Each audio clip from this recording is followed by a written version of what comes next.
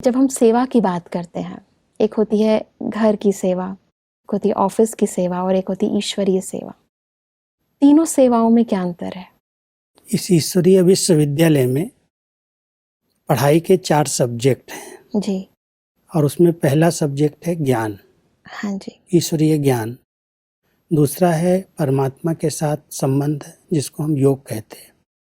तीसरा है दिव्य गुणों की धारणा और चौथा सब्जेक्ट आता है ईश्वरीय सेवा। जो कुछ हमने धारण किया है वो दूसरों को सुनाना, जी। उसको ईश्वरीय सेवा कहते हैं। लौकिक में संबंधों के आधार से किसी को मदद करना, किसी को साथ देना, समाज में अनेक प्रकार की सेवाएं हैं जो लोग कर रहे हैं। परिवार के अंदर संबंध के आधार से एक दूसरे को मदद देते हैं, साथ देते हैं, कोई को कोई आवश्यकता है उस समय हाजिर हो जाते हैं, तो ये सेवा है। जी। और बड़े प्यार से जहाँ पर भावनाएं होती हैं वहाँ एक दूसरे की सेवा करना सहज होता है। ईश्वरीय सेवा के लिए परमात्मा हम सबको प्रेरित करते हैं। हाँ जी। कि तुमने जो परमात्मा से पाया है, हाँ जी।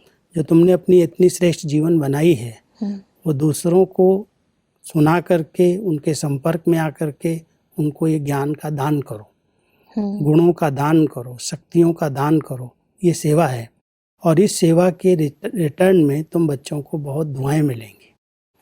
इसलिए ये ईश्वरीय सेवा, जिसके लिए परमात्मा हम सबको युक्तियाँ बताते हैं, उसके कई साधन हैं। जी। जैसे हम कहीं पर ईश्वरीय ज्ञान देने के लिए प्रदर्शनी के आयोजन करते हैं, जी। कहीं प्रभात फेरी निकालते हैं, कहीं सम्मेलन करते हैं, कहीं और कई प्रकार के मेले और कई साधन सेवा के हम लोग यूज करते हैं। जी।